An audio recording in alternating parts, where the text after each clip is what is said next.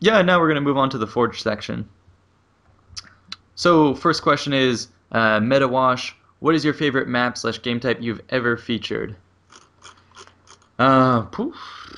That's kind of hard to say. I guess I like mini games. I mean, I like Flood and stuff like that too, and Infection in the day. But I think favorite map and game types where that's kind of hard to decide. Decide. Right. I mean, between Reach and Halo 4 and, all the different ones, it's tough.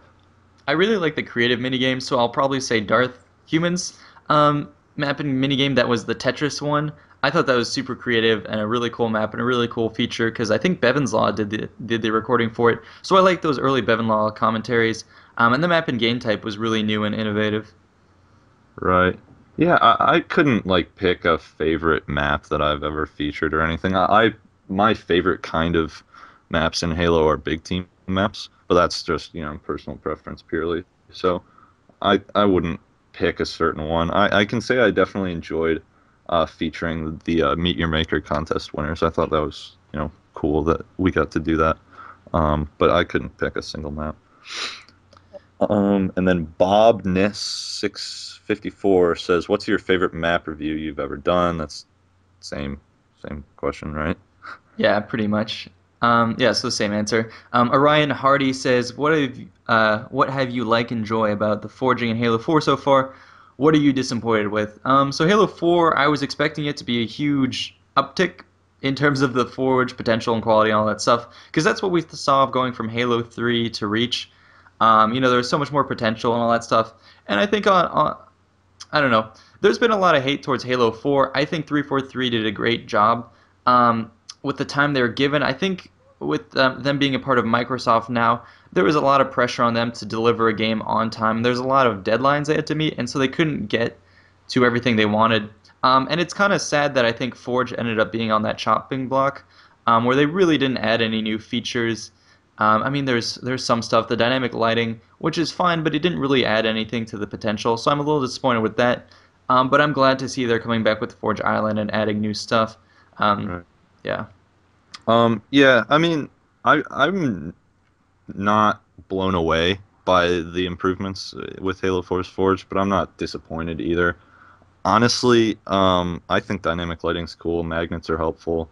The only thing I think that's really missing is precision editing. Like, I want that back, obviously. But I think my the biggest thing I'm disappointed with is the community response. It's just constant complaining no matter what they do. Oh, they made Forge Island. It's exactly what we all asked for, but I don't like it.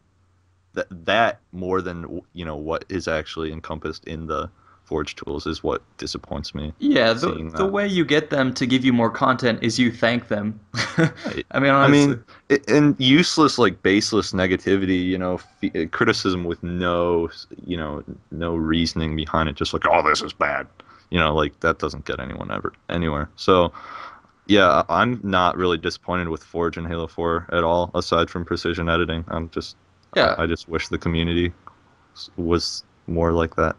Yeah, I mean, obviously we had wishes and dreams of what Forge could be, but at the end of the day, this is something that's unique to Halo. You don't see this in COD or Battlefield or any of the other first-person shooters. Right. There's no other game like this where you can make your own maps and game types and mini games and all that stuff. So at the end of the day, I'm just glad to have it. Right. I think they could do a lot more. I would do a lot more if I was on like some direction team there or something. But I think come Halo 5 and the new consoles, they'll definitely step it up. Right. Um, So let me banana. yeah.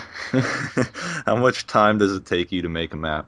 Um, it takes me a couple weeks to build a map, and then anywhere between a month and like 2 months or 3 months to test a map because I test the shit out of maps so that I can make sure that they are as good as they can possibly be, and that's something that I encourage anyone making a map to do. I mean, it's a little different with competitive. I think that's the most intensive testing required, but it takes a while.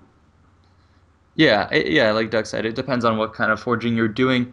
My maps for Flood, they do take a little more testing and tweaking, but usually those focus around making an aesthetic type of thing with your map. I like making each of my infection maps stick out because of the aesthetics. and then I'll focus on specific gameplay and how to differentiate them. So coming up the aesthetics of the map will take like a couple days. Sometimes if I'm really inspired and I know what to do, I can hammer it out in one day, and then after that it takes another week or two to tweak and balance the game.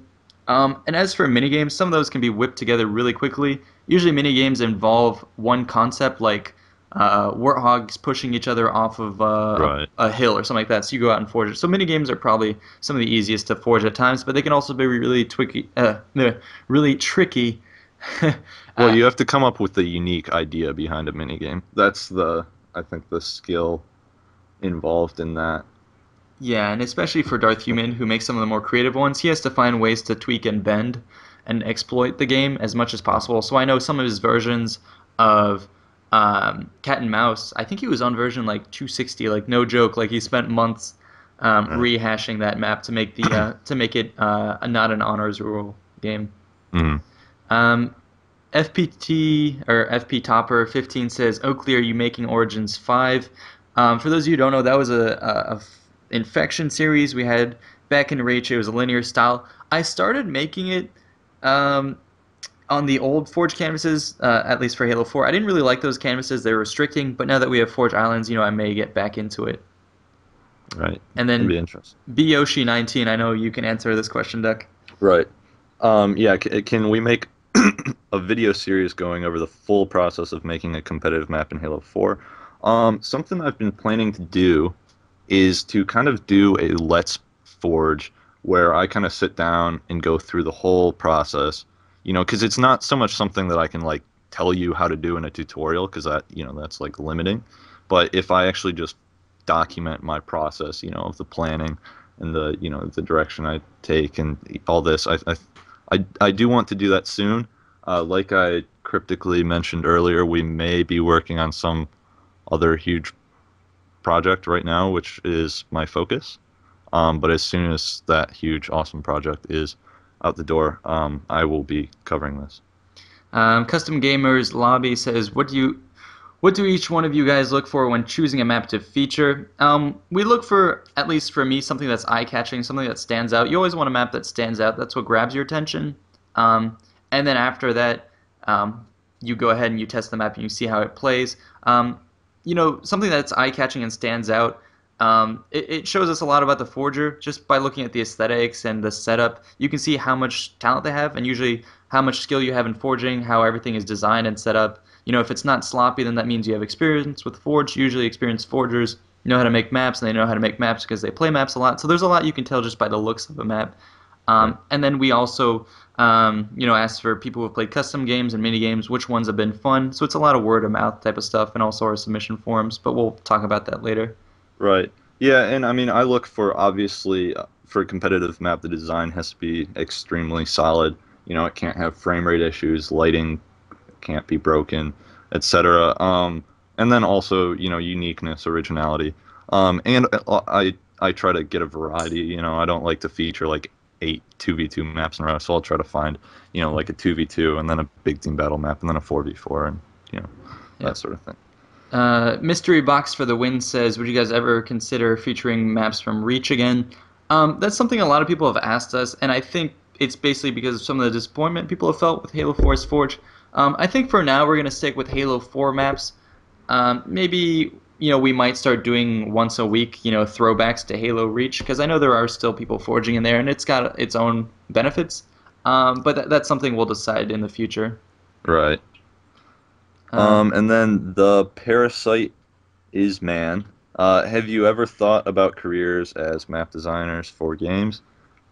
The thought has crossed my mind, but that's not the direction I'm pursuing with my studies.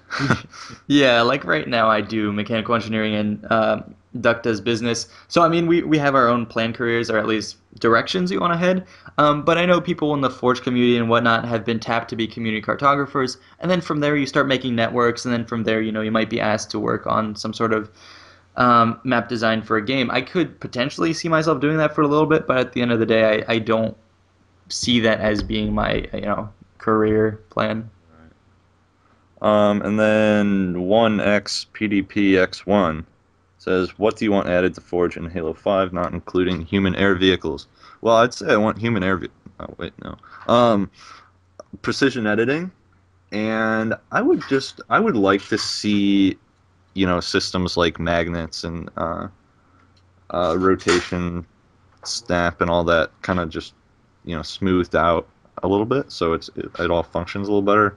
And then other than that, I mean, I'm pretty indifferent if it all works and we get a good canvas.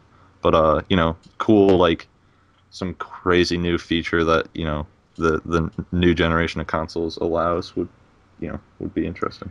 Yeah, I could talk about this for days. I think the points Derek talked about are definitely valid. I think they need. Now everyone knows my name. Uh, I That's can funny. bleep it out. Don't worry. Whatever. Anyways, Anyways, continuing on. So yeah, what I was gonna say with Halo 5, I think there's a lot they have to capitalize on, especially with the new consoles. What I'd like them to do is stuff that allows us to create a lot more out of basic elements. So what I mean by that is I don't want a bunch of prefab structures. I would rather them give us here's a block, here's a pipe, here's a triangle piece, here's a circle piece. Put these together and then build your own structure. And I know that might be tedious for some people, but what I'd like to see is like once you assemble something out of basic elements, I would like to be able to, group them and save them as your own personalized item. So say I build a cool turret out of these basic elements, I can save it as turret, number two. I save that, then I can build it whenever I want. And then maybe you could even have an upload feature where you can not only upload maps to your file share, but you can upload items. And that would explode in terms of creativity and how people could share things. On top of that, in terms of the map editor size, I'd like a blank map that's just open. I don't even want them to give us islands and water. What I want is just a blank map. And then, maybe some basic hills, like huge hills that have like a gentle slope. Um, Small hills, more rocks, more trees, more vegetation, more small details, and then some basic time of day effects. I don't like the effects at all right now. They suck. They never serve their purpose. They really are kind of gimmicky. I'd like some sort of time of day effect, and then also some way to rise or to raise and lower the water level. That would be really cool, especially if it's on a pre-made map. Like think about Forge Island. What if you could lower the water level to where it doesn't exist? Well, then you have the water floor, and that could be a desert once there's no water. uh, Or if you raise it all the way up, then you have these islands, with actual water at the top and not just mushrooms. mhm. So there's a lot they could do. Yeah. Um, all right. Well, so then the next section of questions we've organized into is feedback.